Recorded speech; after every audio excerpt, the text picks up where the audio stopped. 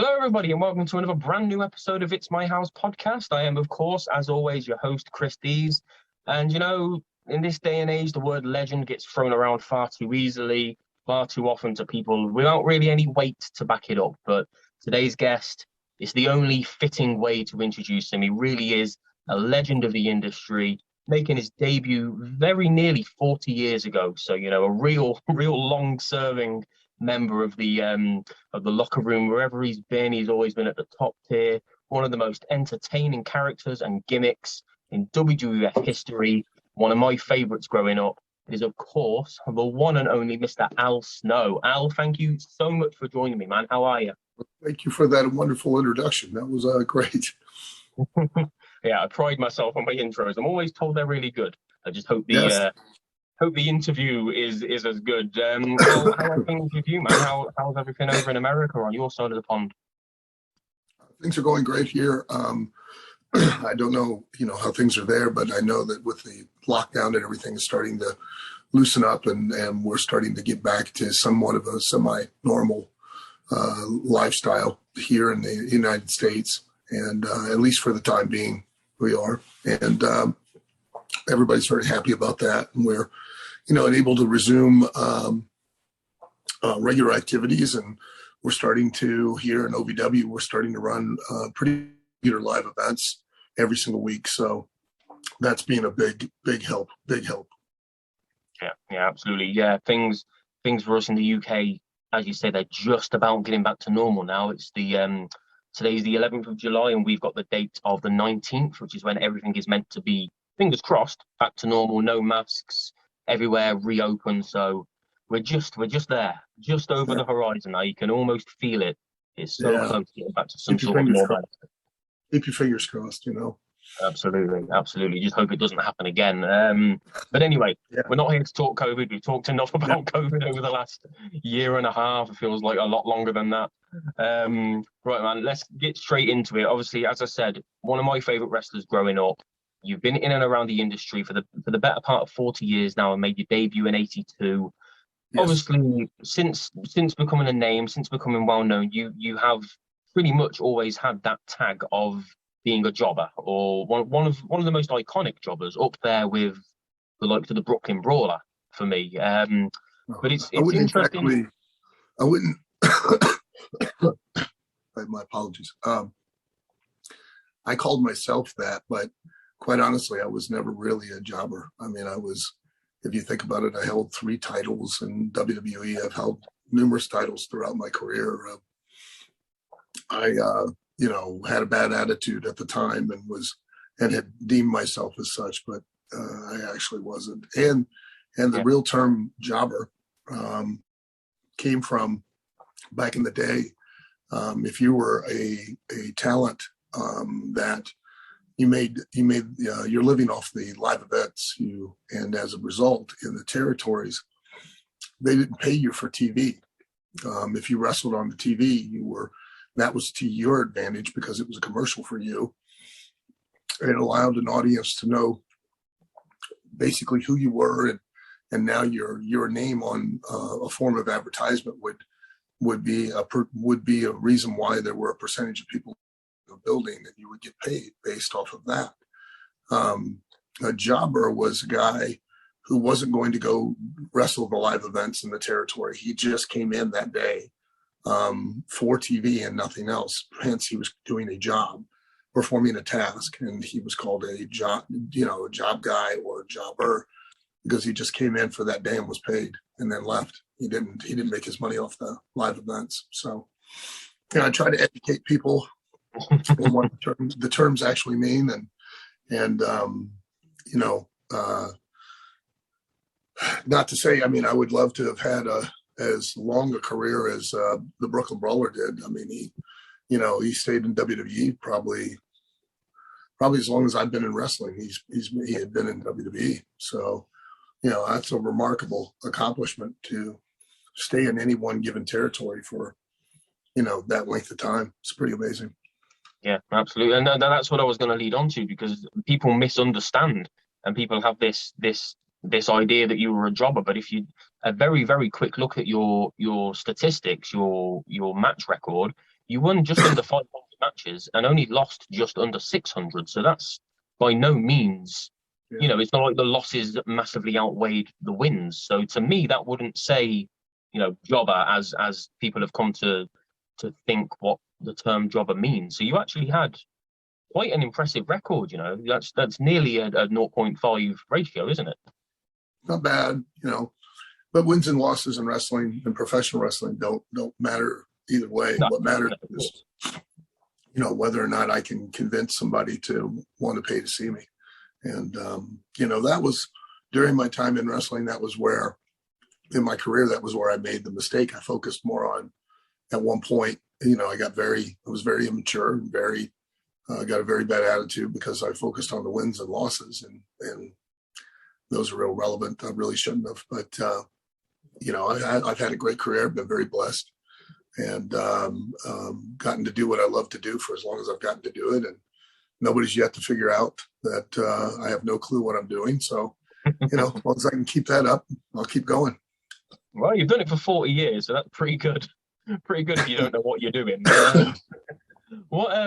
You say that you were arrogant at the time. Like, why, if you knew that wins and losses didn't matter, why were you so focused on that side of it?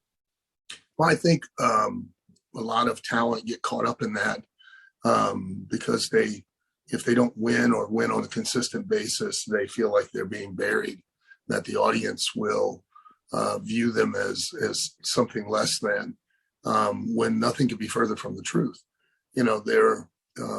When you go out there and you're in the ring, whether you win or lose, it's in the terms of vernacular of the wrestling, it's your opportunity to get yourself over, meaning to connect with that audience and make them want to see you again.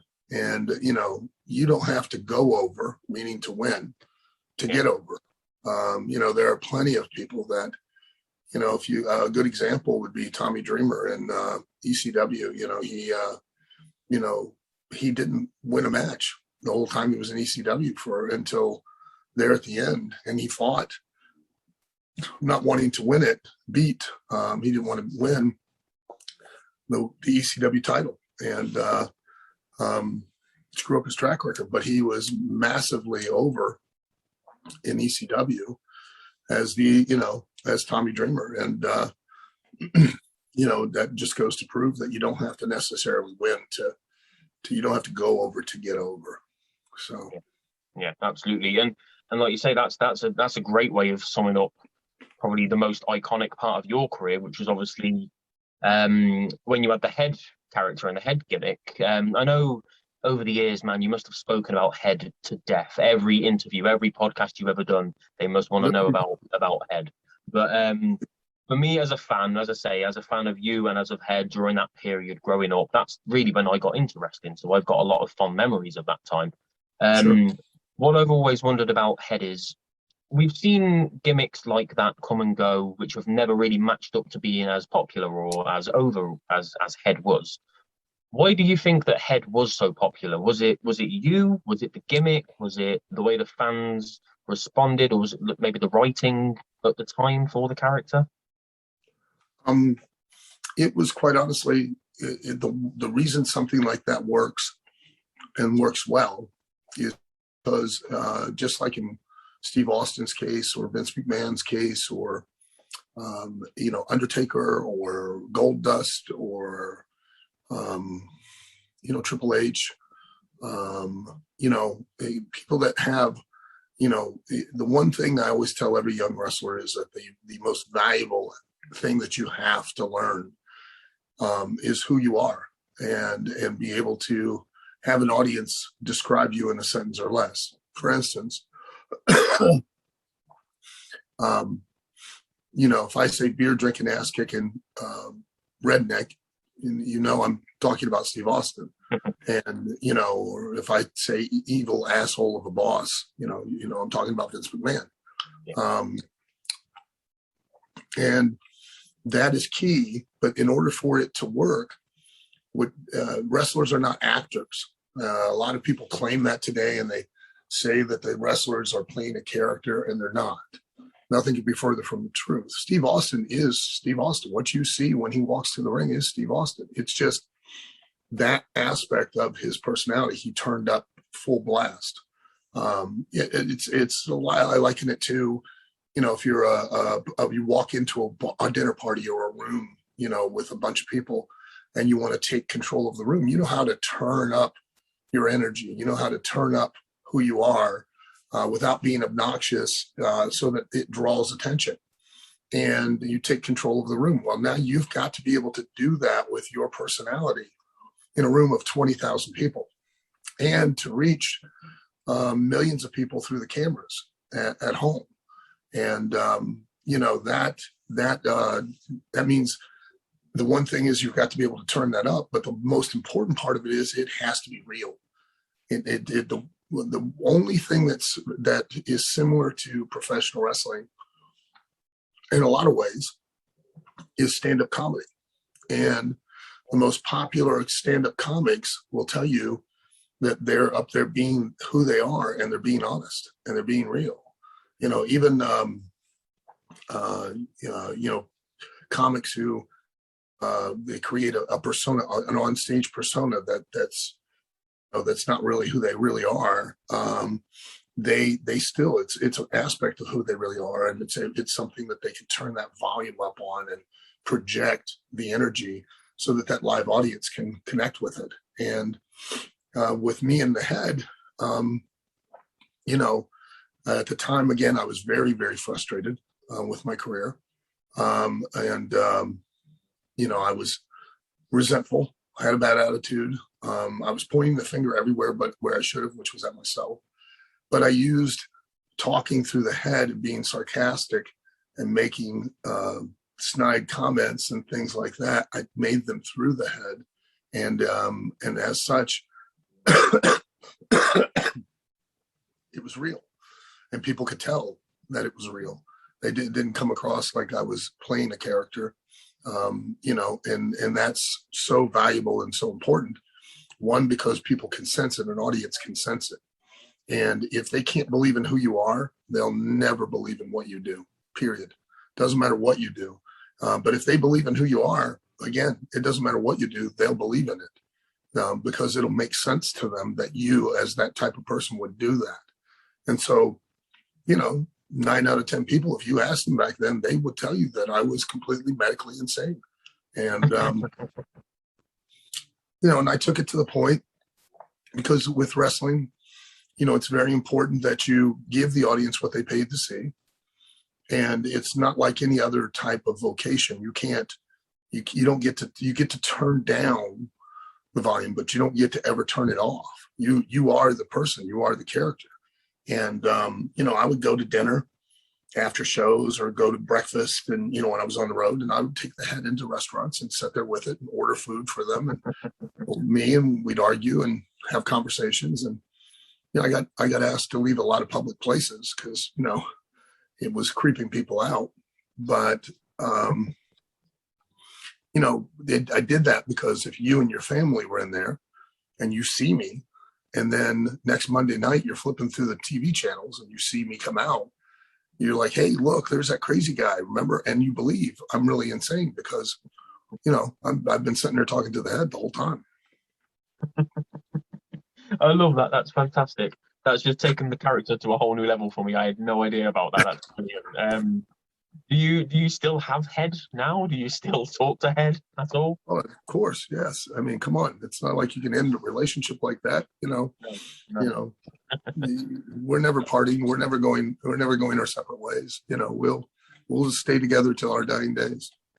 You just don't get. I think obviously even the guys that try and keep kayfabe alive these days, because it's all through social media. It's great seeing somebody be their on-screen character on social media, but then a day later they're congratulating somebody on something, or they're tweeting about sports or something, and it's a very different kind. I think because of the way the world's changed, kayfabe is so hard to keep alive now, especially. Not at all.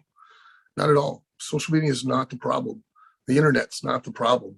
It is how you use it that is the problem. It's much like here in this country, we blame guns. Guns are nothing more than a tool. You know, I can play. I hit my thumb with a hammer. Well, it's the hammer's fault. It's not mine. You know, they take responsibility. Social media, the internet, all of that. That's how the talent use it, and and it's an amazing tool that can help to make you that much more of an attraction. I mean, look at what Matt Hardy did. All he did, you know, everybody was, oh my God, he's such a genius. No, he's not. He's doing simply what we have been told to do since day one. And kayfabe, you know, for people out there, so they understand what it is it's simply a respect for your audience. It's giving people, you know, at no point in time, I'm going to sell you me. Okay, I'm selling you me. And at no point in time am I going to give you a different person than what you paid to see, you know, and then make you feel like, well, I bought a product and now I've got buyer's remorse because I didn't get what I paid to see.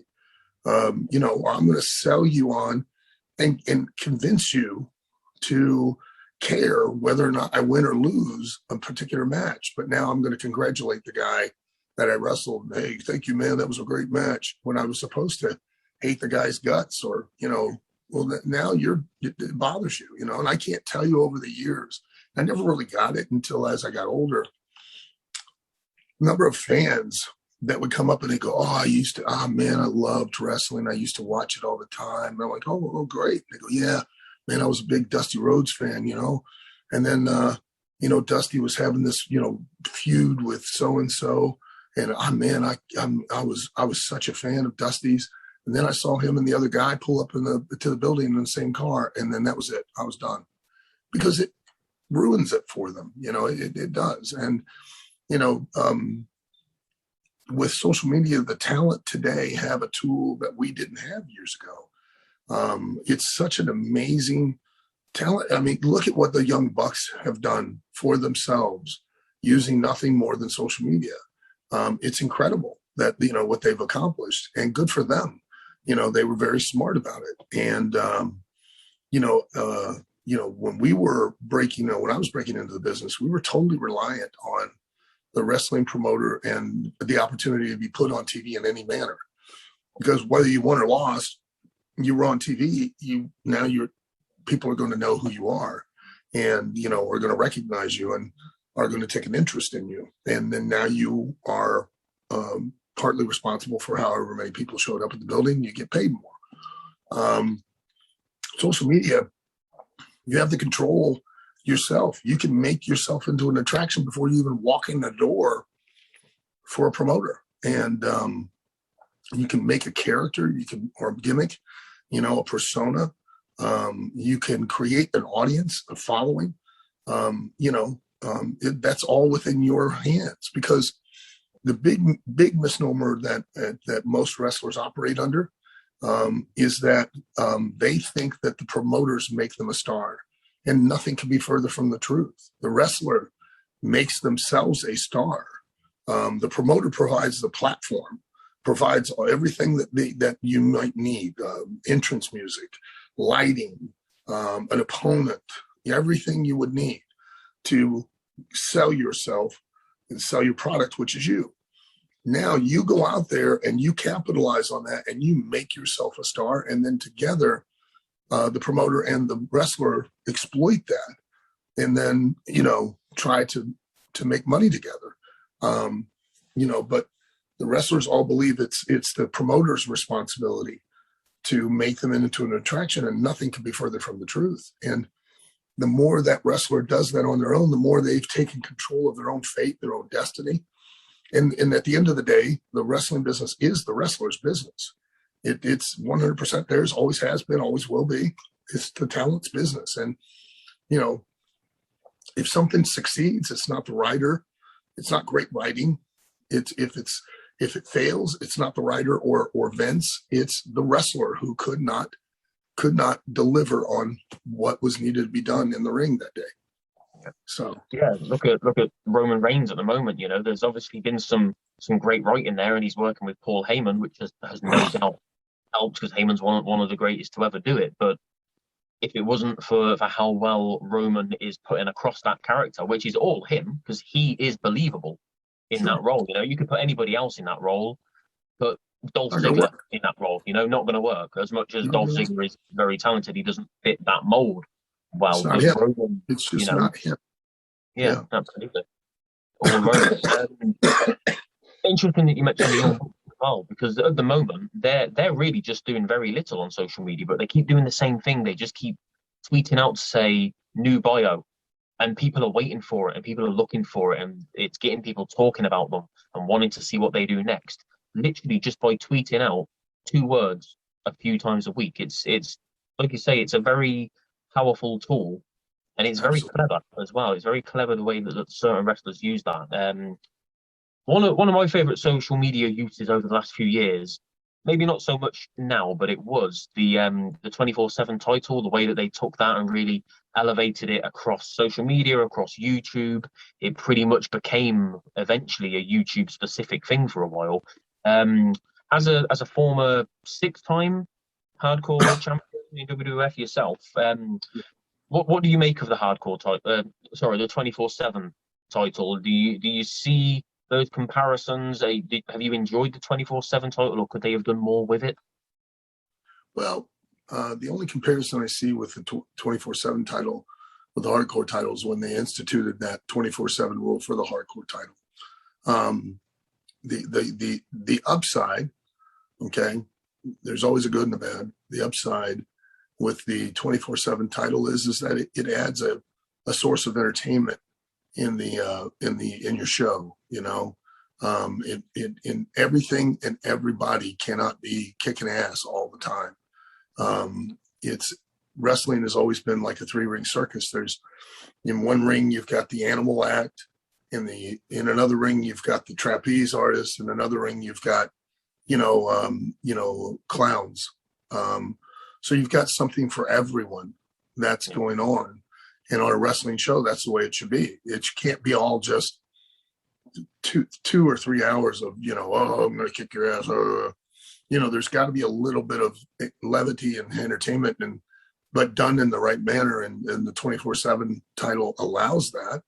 The downside to it is that when a title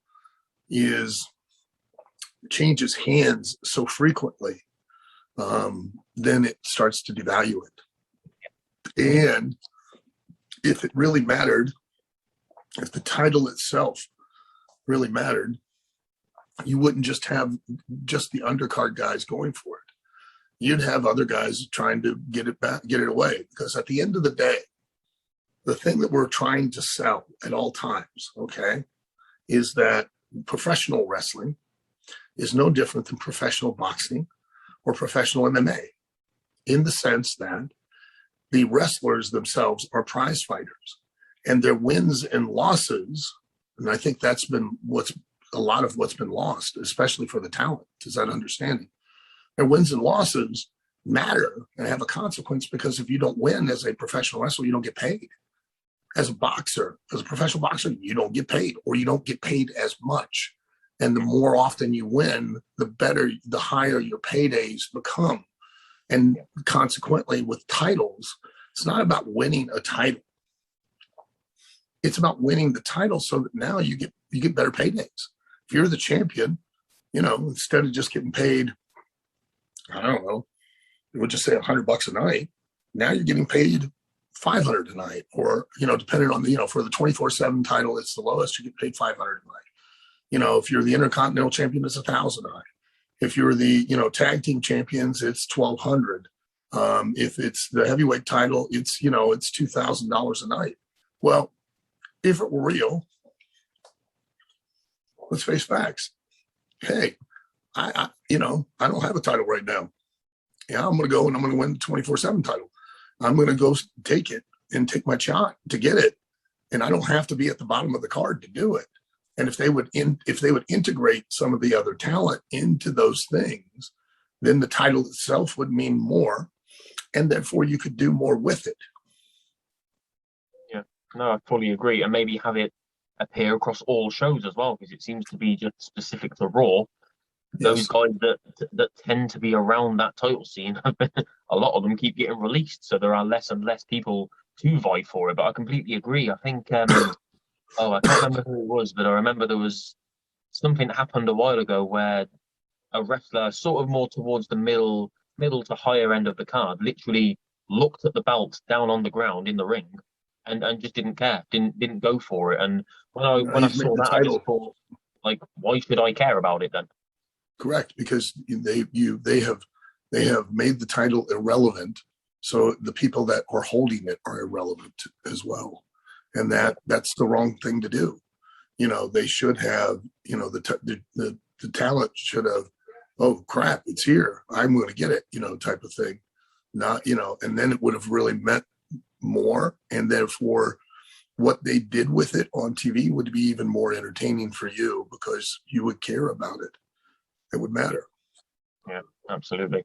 Absolutely. Right. So moving on from the 24/7 title, but keeping things still quite relevant. We mentioned Roman there. You're obviously keeping up with wrestling and what's going on at the moment. Are you still like really up to date? Do you still watch wrestling? Do you watch everything going on, at least within WWE, or how do you feel about the industry at the moment? Well, I don't really. I try to keep up as best I can, but I'm so busy with OVW, it really makes it limiting my amount of time that I can watch someone else's show. You know what I mean? As far as the industry as a whole, I'm probably going to say controversial stuff here. It's going to upset people, which will be good for you because it'll draw attention. The most misused term in wrestling today is work or worker. People use the term, a lot of people use a lot of terms that they don't really know what they are or what they really mean. And that means even the wrestlers themselves. There are no workers in the wrestling business anymore. Not this generation. The reason I say that is if you understand what the term to work really means, I hear it all the time. Oh, he's a really good worker. He's a really good worker. Oh, is he? Yeah, he can do a lot of stuff. He can really go. He can really go in the ring. He looks really good. But that's not work. Doing physical moves is not working. That's performing. Okay? A work, in the truest term of it, to work you, to work someone, is to make you believe a lie. It's a sham. It's a con. It's not the truth. Okay? There's only one lie in professional wrestling. Only one. It's not fake. The only fake thing that has ever been in professional wrestling, the only thing that we are ever trying to convince you of as a fan is that we are out there as competitors trying to win and trying not to lose. And every single thing we do is centered around that one simple concept. We're no different than MMA or in boxing. And trust me, the one thing in both of those sports that can and is, and sometimes the case is fake, is the outcome. And we're only trying to convince you that that outcome means something and matters and that we're really trying to accomplish it. Period. That's it. Be honest. When's the last time, even for a brief second in a match, you were able to feel like that was the case? Wow. Exactly. Yeah, it says a lot that I'm having to try and think about it, doesn't it? Yeah, you shouldn't have to. No. You appreciate today's athleticism. You appreciate today's moves, but let's face facts. When they do it, they're not trying to convince you of why they did it. They're trying to convince you of what they did. Yeah. Why do you think that's changed so much over the years? Is that just a mentality within the wrestlers? Is that the bookers? Is that the writers? Is that who's made that happen? Wrestlers. One is a lack of understanding and being taught from the ground up that that's ultimately what they're trying to do. They're not taught that anymore. They're taught what to do. They're never taught or explained that they have to convince somebody of why they did it. Yeah. So they don't know. Yeah.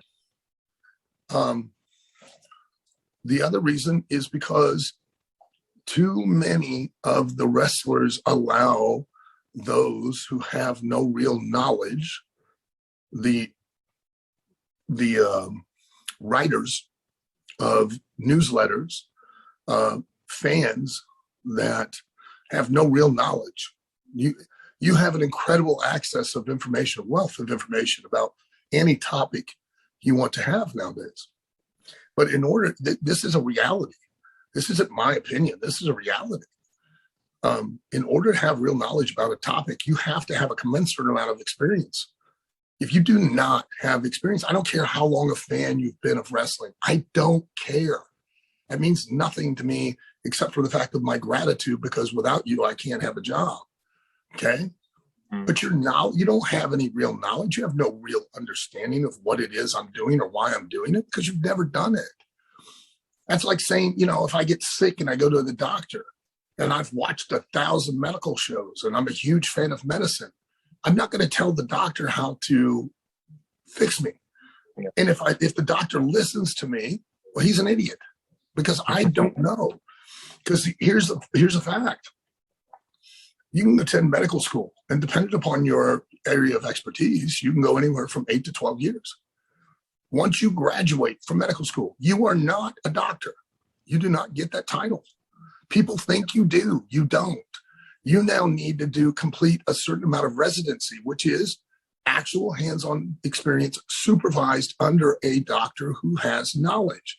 Now, between your information you've acquired over the 8 to 12 years that you've been to school and that actual hands-on experience coupled together makes you have real knowledge and gives you the title doctor. Same goes for any other topic in the world today. Simple as that. Just because you have access to information does not mean you have a real knowledge of that topic. And you certainly do not have more knowledge or have real knowledge in comparison to someone who does it for a living. That's insane.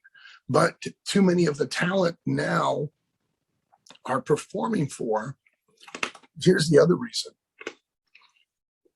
The talent aren't performing for you anymore. That's a fact. They're not going in the ring and wrestling for you. Your opinion doesn't matter. They are wrestling for each other, trying to impress each other. And they are wrestling for that small group of people that write a report and give them a critical acclaim and say either it was really a good match or it was a bad match. That's the truth. That's why the talent are so caught up in today and in the locker room, calling every single second, not living in the moment, not reacting to each other, to the referee, not interacting with the audience like they used to. They're so concerned that they're going to forget the next thing that's coming up, and they're scared to death that they're going to make a mistake. It's not that you'll notice it, because you won't. It's that somebody in the back will notice it and will call them out on it, or someone who's writing a report will notice that they made a mistake or they did a botch. You can't botch anything unless you expose the lie. If you ruin the illusion, that's the only way you can make a mistake in the wrestling ring. Otherwise, there's no way to do it. It's not possible, because you make and create everything you want to make and create, and you're only limited by your own imagination and creativity as long as it's within the context of a competition. As long as you're trying to still win and not lose, you can't make a mistake. But today, the talent are more concerned about what the opinion of the other talent are than they are about you. And I can go a little further. The way I can tell you that and prove it to you is that when I wrestled, when I first started, I'd work, 3, 4, 5, 6 days, 7 days a week, 12, 13 years, never heard anyone ask me how my match was. Do you know why? Nobody said, hey, how, and I never came back through and, hey, did you see my match? Did you see my match? If I asked someone if they saw my match, it was because I'd asked them, an older vet, to watch it and tell me what I did right or wrong. Okay. I never had that question, never came up, because it was assumed that if you were on the card, your match was going to be good enough, or else you wouldn't get booked again. Yep. All right. The only question that was ever asked by the talent was, what's the house? Because we derived our income from how many people showed up. And the more people showed up, the better we got paid. We didn't have a guarantee or even a downside guarantee. First WWF contract I signed back in 95, I was guaranteed 12 dates, which were all TV dates, at $100 a date. So I was guaranteed $1,200. That was it. I wasn't guaranteed anything else, nothing. And that's the way the entertainment business works. That's another big misnomer today in modern wrestling, is that, oh, well, hey, you are entitled to get paid. No, you're not. You're not entitled to dick, because that's not how this operates. Okay. That's not the way that this works. If you work for Tesco, okay, yeah, you're entitled to get paid, because you made an agreement that you would come in and provide a service to get paid so much per hour. And the great thing about working a regular job is that you can go in and you don't have to give 100% on that day. Maybe you gave 25% that day effort, right? And Tesco, they're still going to pay you 100% of the money they agreed to pay you for that day. You agreed to X amount of money per hour. They're going to pay you that per hour, no matter whether you come in and put 100% in or not.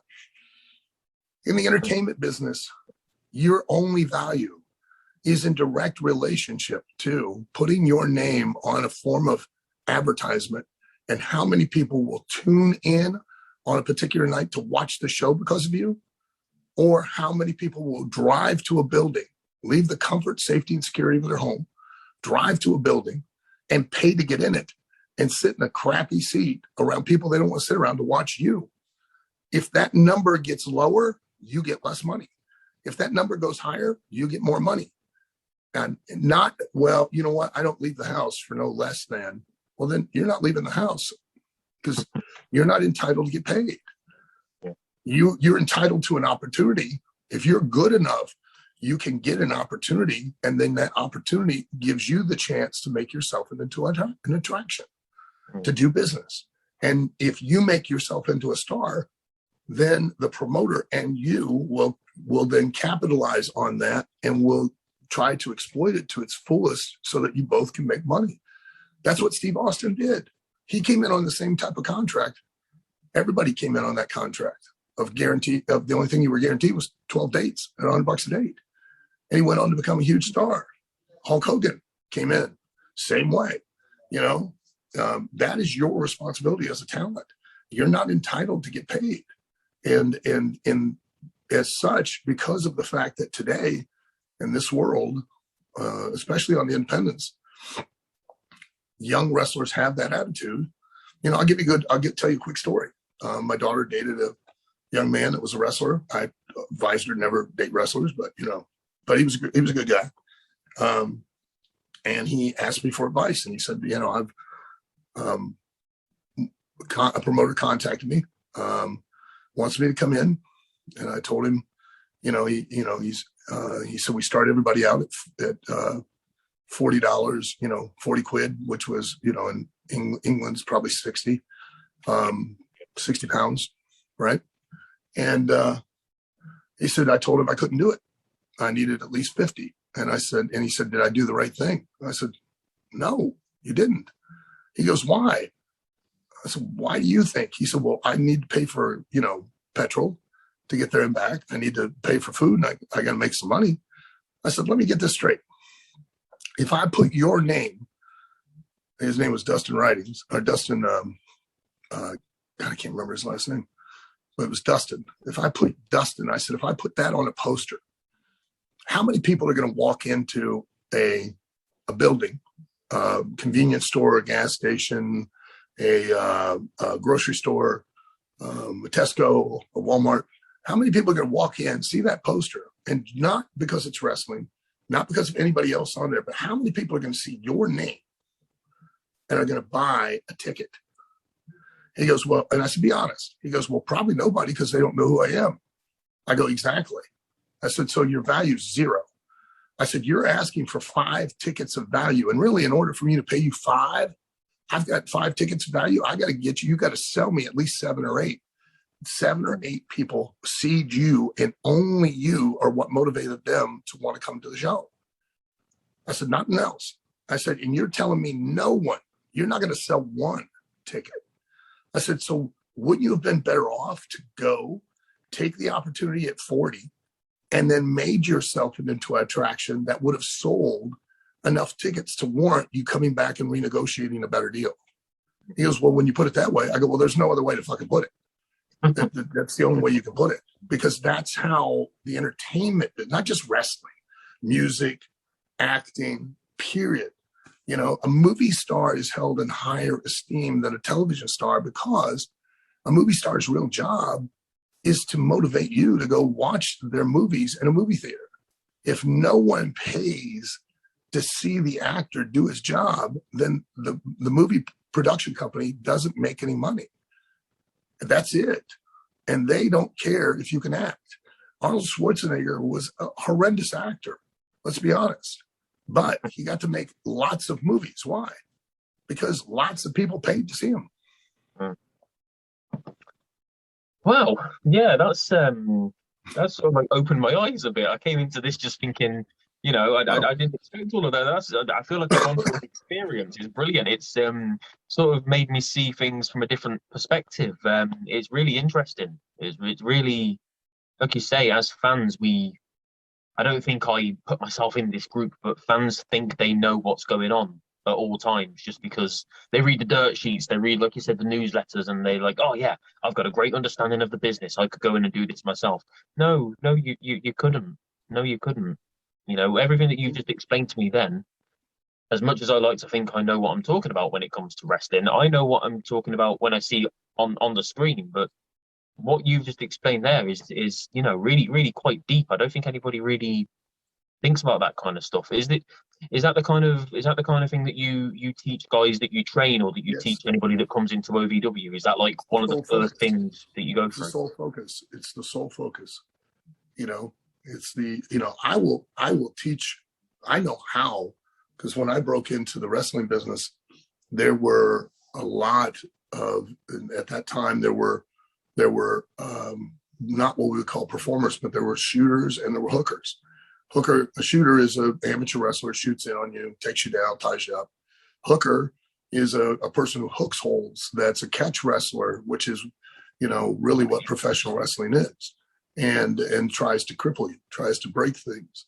So I spent a lot of time with guys like that. So I've forgotten more switches, reversals, escapes, takedowns, you know, holds, you know, catches, hooks.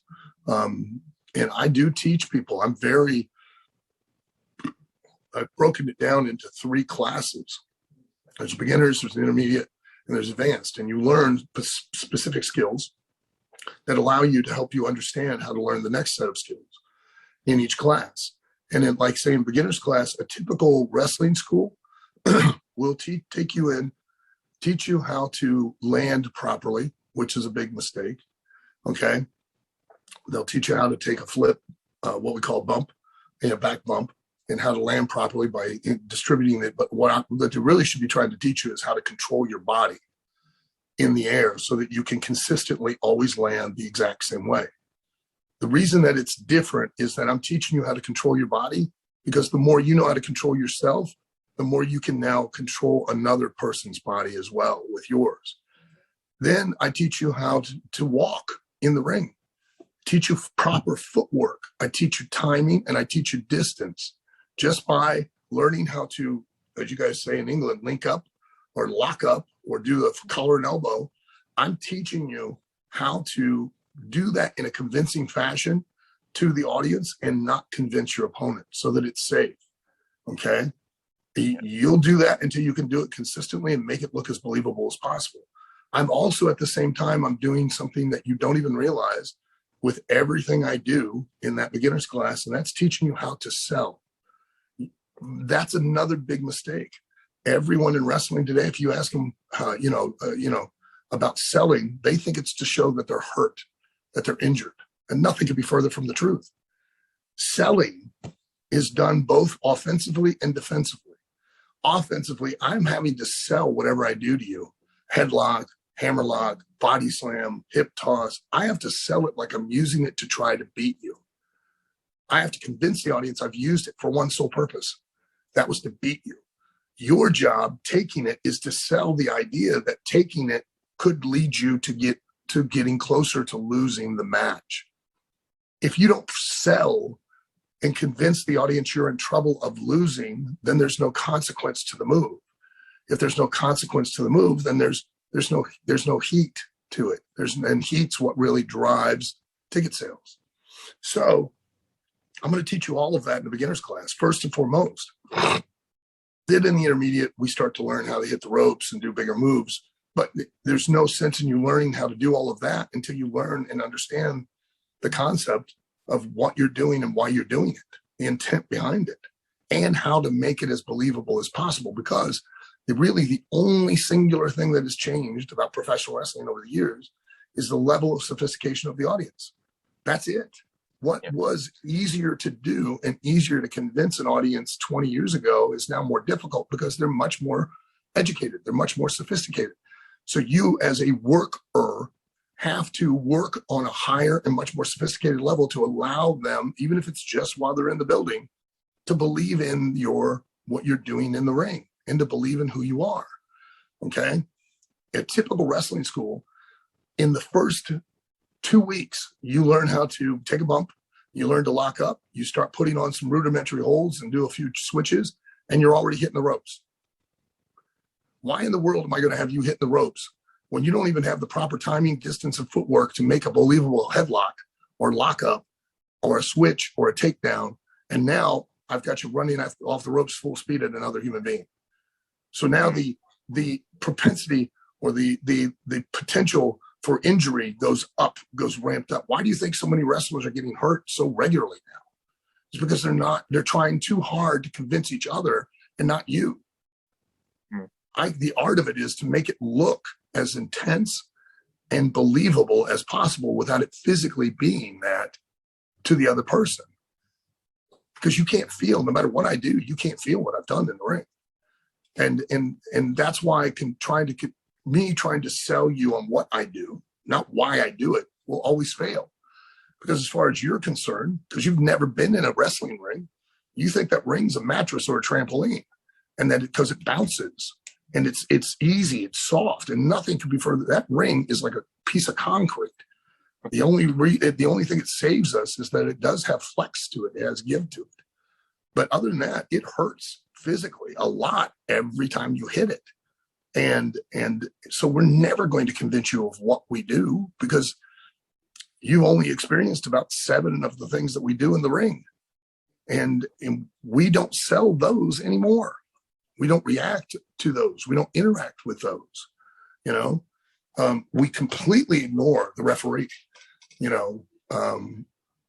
all times, and we don't interact with him. And I always say this because a lot of contemporaries and a lot of people argue with me that the wrestling business has changed. And I'll tell you this, if it has, which when they say that it's changed, what they're really stating to you is that you, the fan, no longer are paying to see what I claim that you're really wanting to see.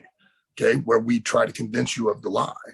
They think, and they really believe, that you're paying to see just the athleticism and the moves and not the consequence of them. So I always ask these 4 questions, and I've yet to get an answer from them. And that is, if it's really, that's the case, if really you, the fan, are just paying to see the moves, okay, then answer me this. Why am I paying for a referee to be in the ring with you? Why don't you just have your entrance? Why don't you go do your moves? Because no one's doing them to try to win anymore. Yeah. Just go out there and do your stuff. No, you ignore the referee anyways. Why am I spending so much money on championship titles? Why? If the audience isn't there and doesn't care about they're not there about wins and losses or heel or babyface or blue eyes and heels, they're not there for that. Then why are you winning and losing to work your way up the ladder to win a title? Why? I just won't spend the money on it. Why am I paying money for commentators to sit there on the TV show and talk about your match like it's an actual sporting event, like it's a real competition? When you're going to go the very next day on social media and you're going to congratulate your opponent on a great match. It was so much fun to get to go out there and wrestle with you. And the biggest question, and I ask this of all the wrestlers, of all the performers, if what you say is true, you really believe it's true, that that the fans aren't there anymore, they just want to see what you do, then why do you get the boo-boo face when I ask you to lose? Yeah, good point. Why do you, if you know that it's changed, it's not about all that anymore, then why do you walk around like this whenever I ask you to lose? Because that don't make any sense. Do you know what I mean? Yeah. I know what you mean. Yeah. Is this whole? So is this problem? Do you think it's the guys training them? Is it does the fault lie with the trainer for not teaching this stuff, or is it just the wrestlers learn it but then choose to ignore it and just do their own thing? It's both. Okay. It's both. It's both. It's been lost. The focus has been pulled away because everybody believes that only just recently was it made aware, fans were made aware that wrestling is predetermined. And in the United States, fans have known that since the 1920s, definitely since the 1930s. But why did they, by the thousands, continue to pay to see it? Well, I would hope you know that magic's not real. So why do thousands of people continue to attend magic shows each year? Yeah. Here in the States, Chris Angel, a very popular magician, has his own, room at the Luxor Hotel in Las Vegas and had a television show for years. Well, do you have any idea how much it costs to produce a television show? Why in the world would they do that and make that kind of an investment if they didn't believe there was an audience? But an audience for something that everyone knows is not real, that he's not altering reality. He's not defying physics or redefining physics or defying gravity. He's performing an illusion because he's so good at it, and he doesn't ever expose what it is or how he did it. He leaves that mystery. That's part of the fun. And with wrestling, familiarity breeds contempt. The more you know about something, the more contemptuous you become of it, the more information you have to it, because you don't have the experience to have real knowledge or an understanding of what it is that's really going on. So you assume that you do, and you become contemptuous of that very thing that you used to enjoy so much. And by giving you too much access and giving you too much information, we have allowed you to become contemptuous of the very thing that we're trying to allow you to enjoy, and making our jobs, which are the hardest jobs in the world. The hardest job in the world is to motivate someone to come leave their house and pay to see you. It always has been. And now we're making it even more difficult, because now we finally get you to believe or care enough about an outcome of a particular match. But then we go on social media and we do the exact opposite and expose that we're not really the person that we said we were, and that we're not really in the situation that we said we were in. And now where's the motivation and the emotional drive for you to want to come and see it? Yeah, absolutely. That's like I said right back at the start. Like I'm on Twitter most days, just checking out what's going on within the industry, within the business, and I'll see guys who a month ago hated each other and had a blood feud or whatever you want to call it, congratulating each other on the birth of a child, or And that's okay. You've got to understand too that it's no different than real sports. You'll see boxers that'll go out there and they're in a not necessarily a feud, but they're definitely competitors, and they or football players, soccer, rugby. I mean, you're going to have athletes that on the field or in the ring are going to behave and act a certain way against their opponent or against their opposing team. But then off the field, because they're professionals and it's just a job, they certainly can interact and, hey, congratulations on the birth of your kid. I still don't like you, but, I'm not going to be a dick. That's the thing that, it's unless you're in some kind of blood feud where, I punched your mom in the face and kicked your dog, and you're not going to go on Twitter and congratulate me on the birth of my kid. But now if we just wrestle and I don't like you, or I'm competing with you, and that kind of stuff, that's fine. That's like, meet and greets and, autographs. Heels can sign autographs because in real sports, there are real heels. In real life, there are real heels, and they don't walk around all day. The MJF's a great example. I mean, he never stops selling who he is, and so you can believe in who he is, he's and it's nothing new. It's not like he's reinvented the wheel. And that's why I encourage everyone to do it, because look at the success he's having, all because, you can buy into and believe him as a character, and you can describe who he is too to your friends. There's this guy, MJF. He's a real dick. He's, he never stops being an asshole. So, and you can do that. The problem is Monday Night Raw, one guy's got a hold of another guy and he's choking the life out of him. And then Tuesday on social media, they got a picture and they're arm in arm hanging out together, or they're doing a TikTok in the backstage and they're dancing and laughing. Yeah. Well, Bob Holly killed Pierre the Deerhead. And then the next day, we're back there, both of us holding it, laughing and joking. And, well, now then why do I, as an audience member, give two cares about what happened? Because clearly you don't. Yeah, Braun Strowman and Roman Reigns, that sticks out for me. They were having a great feud a couple of years ago. I think it was 2017 or 18. Brilliant, just going out there to destroy each other. And then literally, like you say, within a few days, there's a photo of them on Twitter. They're on tour somewhere. I think it might have been in Italy or something, just laughing and joking and messing around together. And, even as a fully grown adult, nearly 32 years old, and I know it's not real, and I know that they are friends in real life, it's still a little bit disappointing to see, because I want kids, I've got young kids. I want kids to believe it. I want them to really believe that it's real, but they have such easy access to social media now. Young kids, they're going to see it straight away, and then that illusion is gone at such a young age, and that's sad. That's sad. It's not as fun. And a good analogy is, I always use the toaster analogy. Okay, and it's because it's no different. A wrestler is a product, no different than a toaster. So you see a commercial and you see it for this beautiful, brilliant toaster.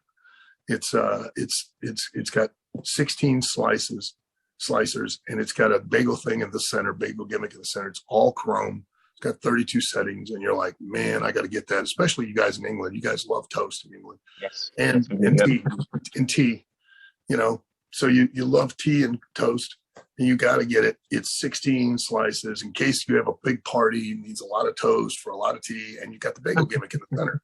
So you can even yeah. So you go to the store. There on the shelf in the box with the picture on the front of the box is the toaster that you want to buy, and it's all chrome, 32 settings, bagel gimmick in the center, 16 slices. You take it up, you pay for it, you get it home, you take it out of the box. Now the thing you took out of the box it's only got 8 slices, no bagel gimmick in the center. It's all black, and it only has 8 settings, not 32. Are you happy? No. Why? Because you didn't get what you paid for. Yeah. Well, here's a wrestler every week. He's selling you on TV. I'm this guy. I'm this guy. I'm this guy. And I don't get along with this other guy. And you are buying it. You're buying the product until you now open up social media and it's no longer chrome. It's now all black. And you're disappointed. Yeah. You didn't get what you paid to see. Yeah. No, it's a good analogy. You made me hungry, and it's a good analogy. I need that toaster. I'm going to go and find that toaster now.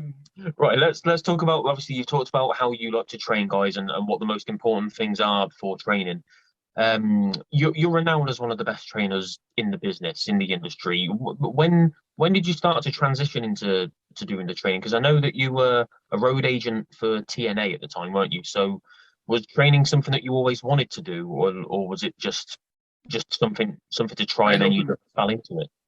I'd opened up a school back in the 90s in my hometown of Lima, Ohio.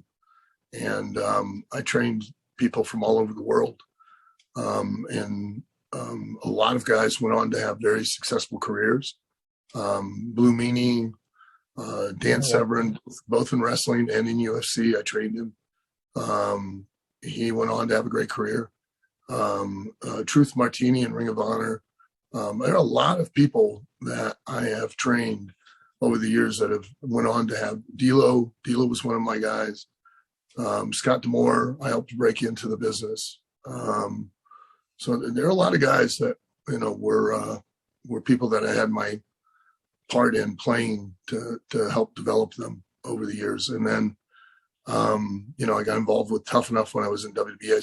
I closed down when I really got busy with WWE. I closed down the school because it was my name, and you know, I very much feel it's important that, you know, if you're going to carry my name around and people are going to, and you're going to tell people I trained you, then I'm going to have a part to play in it, and you're going to, you know, because that's my reputation. You know, if you suck, I suck, and I don't suck. So, so I trained a lot of people, and then I got involved with Tough Enough, and then with WWE, they asked me to come to Louisville, Kentucky, and to be the head trainer for, you know, their developmental program in association with OVW. So I, you know, I had my hands involved with a lot of those guys, that a lot of men and women that, you know, you see now up there on the roster, and directly, you know, are related. I call them my kids, you know, because it's a boxing term and it's a wrestling term, meaning you're responsible for them. You brought them up, you raised them in the business. So they're my kids. And then I, you know, WWE, we separated, and I became a producer for Impact. Well, when I became an executive with Impact in regards to talent relations and television, I created the developmental program with Bruce Pritchard, again in association with OVW, for Impact Wrestling, and I came up and wrote, directed, produced the TV, and helped train and develop those talent as well. And then, you know, I came back 3 years ago and I bought OVW, and we're the only approved wrestling program in the world to be accredited as an actual trade school. So we have an actual curriculum where we teach both the in-ring training, of course, and then we also teach a lot of the out of the ring training skills, like segment producing, producing a live television event, you know, directing, writing, cameras, operation, lighting, sound, live event management, you know, business management. We teach all of those as well.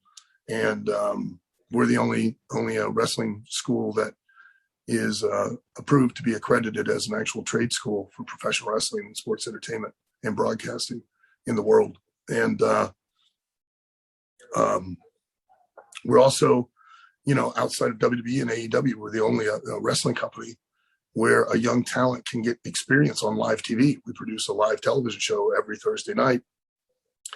And we're on Fight TV. We're, you know, they can be seen around the world. We're locally, we're regionally, we're on 4 different television stations in just the regional area of Kentucky. And nationally, we're on YTA, Sports 11, Game Plus networks. They're both cable broadcast television networks that it allows us to reach over 100 million homes nationally. And then we're on Roku and Amazon Fire and Amazon Prime. And we're also on Sky Sports and Sports, another European sports channel, Sports International. And we go all over the world now with our television show. So, you know, we do live events. We do at least 3 to 4 live events every week now that COVID has passed. You know, so we're the only place that, if as a young up and coming wrestler, an aspiring wrestler can come get proper training both in the ring and behind the scenes, and can get experience on live TV before, because otherwise, because TV skills, knowing how to wrestle and maximize the time on TV to its fullest potential is integral. And the more you can get that experience before you get an opportunity, say with WWE or AEW, where you're thrown in the deep end of the pool, and that's your first time ever on live TV, that's the last place you want to be to get that initial experience. And here you can get that. So, I'm all about trying to give these young talent as much experience as possible. Let them make their mistakes, let them polish themselves up, let them learn and understand what works for them, so that when they do get those opportunities, they're as prepared as possible to make the most of it. What made you implement the sort of like the behind the scenes training? Is it so that they've got something to go into if wrestling doesn't maybe work out for them, or is it just so they've got a deeper understanding, or is it a bit of both? Does it just help to know all of that? If you're an in-ring performer and you've operated a camera, you now know what a cameraman is looking for when you're in the ring. Yeah. If you've been in the ring, as a cameraman what to look for and how to catch everything. And let's face it, it's not a matter of if it'll happen, it's when it'll happen that your in-ring career is going to come to an end. Okay. And two of the greatest examples, a guy by the name of James Long was here, came in as a wrestler, wrestled for years in OVW, taught himself how to edit, how to produce, lighting, camera operation. And I got him hired in Impact as one of the production team, and he moved from Impact to WWE. He's now one of their top television producers for WWE. He has a whole brand new career. Another young girl was in Tough Enough 2. Her name was Jessie Whitney, and she's Tommaso Ciampa's wife. And she got eliminated from Tough Enough 2. She came back as an intern with Tough Enough 3 with MTV. She got hired by WWE as a backstage producer, gained experience for several years as a backstage producer and being involved with TV production.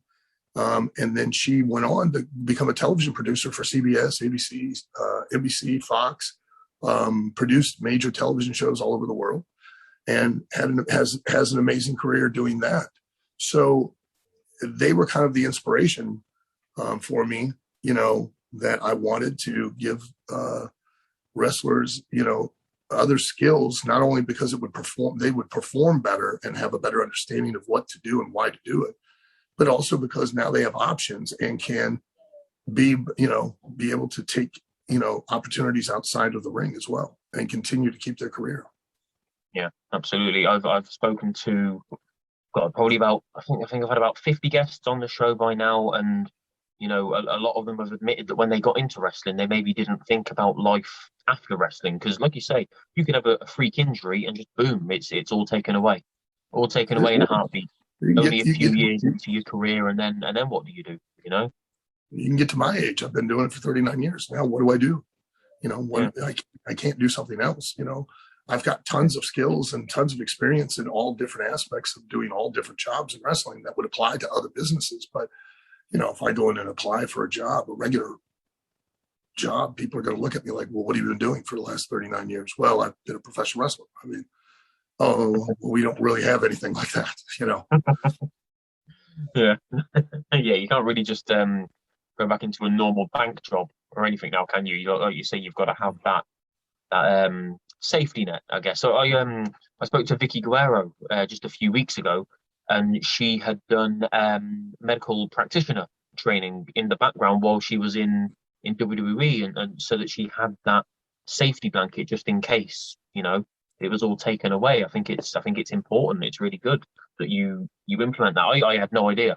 I had absolutely no idea that's what you did. I know that you opened a school in London as well, didn't you? And you've got schools all over the place now, all over the world. Have you got plans to expand even further? Are there any other countries or continents that you're looking to go to?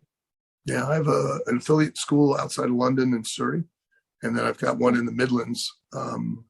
And then there in the UK, and then I've got one in Romania, Hungary and Denmark, I think because of COVID closed down. But the Hungarians are still going good. And Romania, I think, is still going well as well. Then I've got 2 in South America, and then I've got 4 here in the United States. So, you know, I'm hoping to create a network of schools that, you know, work together, and then their training, the style can be different and will be, because, you know, the one thing is that psychologically, you know, different cultures, like in South America, the audience is going to be different than it is in the UK. You know, in the UK, it's going to be different than it is in Denmark. In Denmark, it's going to be different than it is in Romania. You know, there are going to be similarities, but in the United States, even regionally, the audiences differ. And so what I'm hoping to do is to create a network of interconnected schools that are basically, as far as training and approach, are all exactly the same.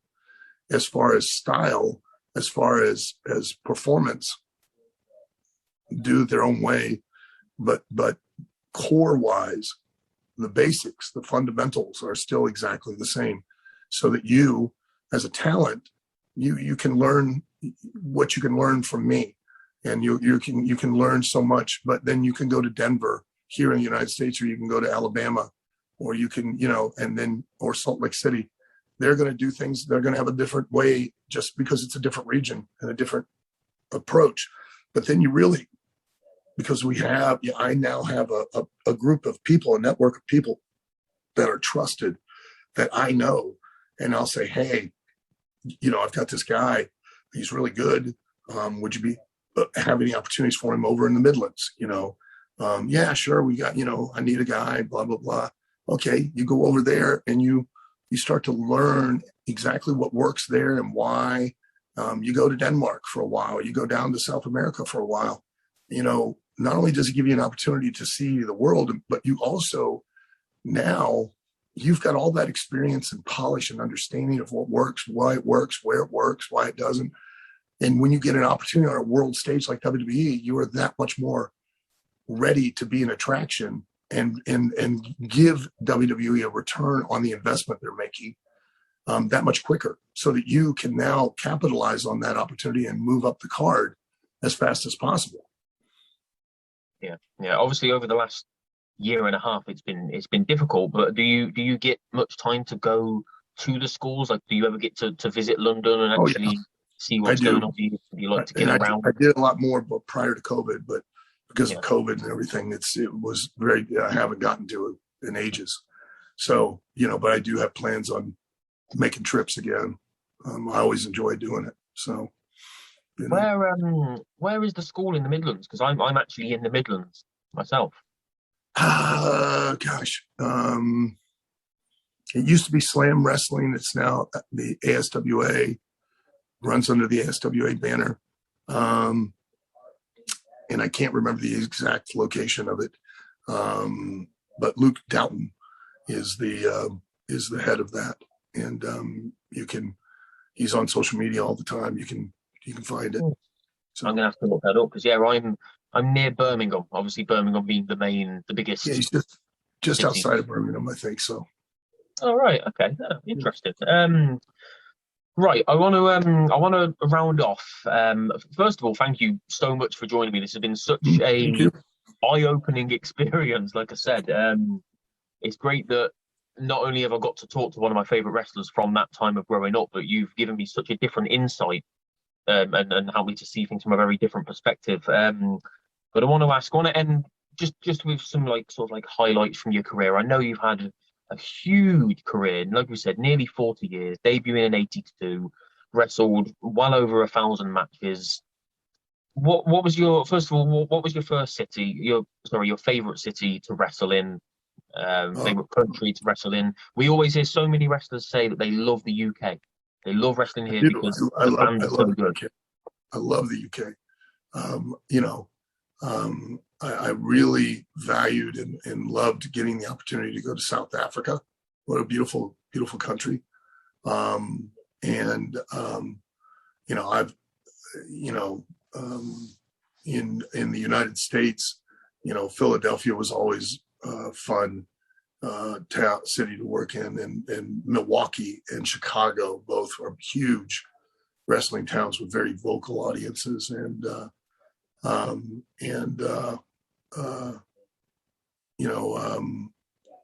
in Texas, Dallas and El Paso, and those are great places too. I would, country wise, like, UK is awesome. South Africa is amazing.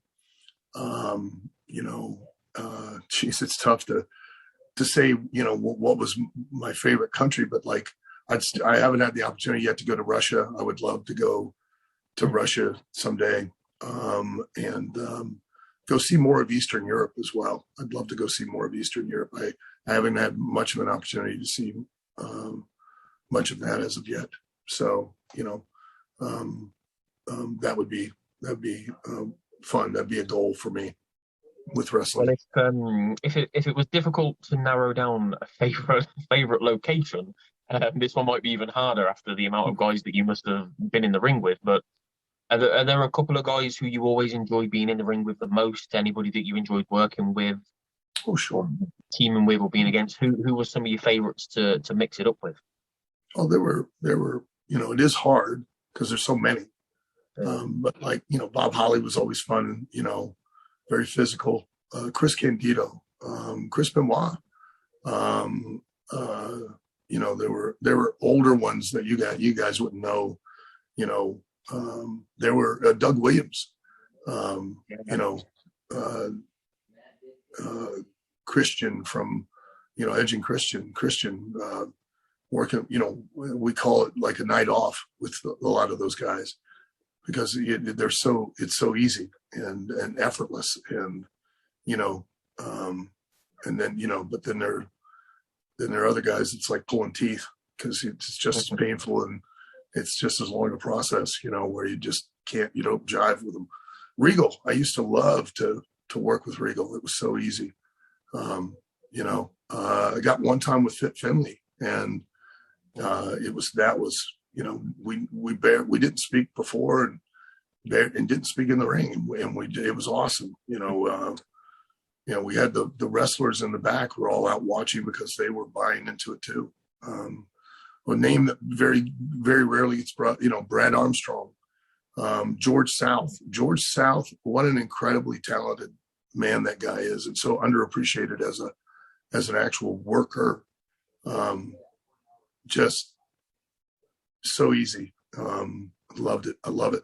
So, is it true that what we hear about UK guys being a bit tougher to wrestle is that, or is that just a myth? Are we actually tougher to wrestle? Are we actually? I don't think so. Are they hit harder? So. Or no? I think that the reason that started is because a lot of it goes back to the training. And the majority of the UK wrestlers are actually taught how to wrestle.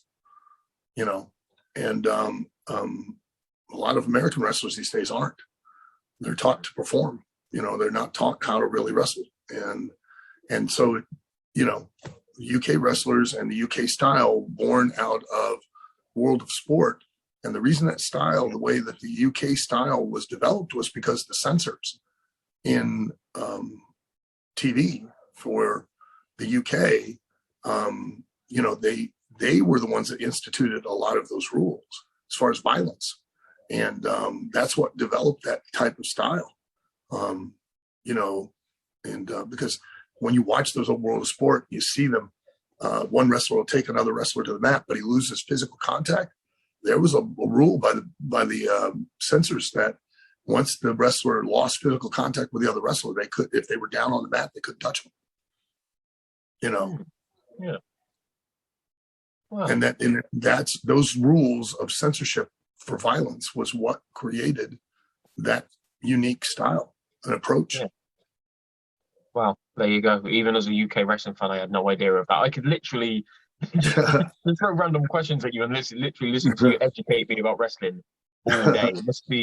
It must be incredible being one of your students. I'm not just saying that because they'd probably disagree, but no, but I'm sure they love it. I'm sure they love the opportunity. As I said at the very start, the word legend gets thrown around so often, but you are truly, truly a legend in the business. Thank you again so much for joining me. I'm sorry I kept you so long. I feel like we've just spoken literally for hours and hours and hours. Before I let you go, where can we find you? Where can we find OVW? I know obviously you mentioned on Fight TV, but where can we find you guys on social media and Social follow media, what you all guys are doing?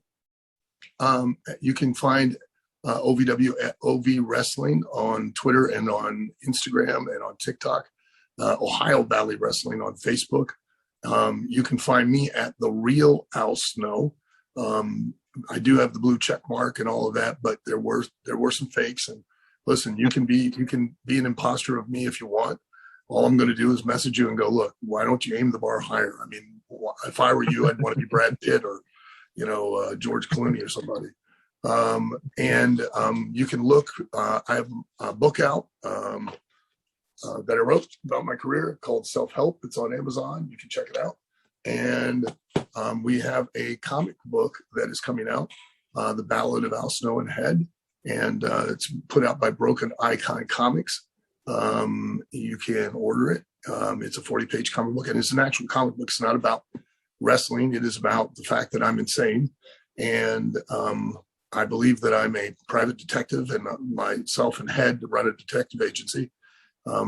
Solving crimes, and it all happens inside of my mental illness. So the first story is one that takes place in a post-apocalyptic Louisville, Kentucky.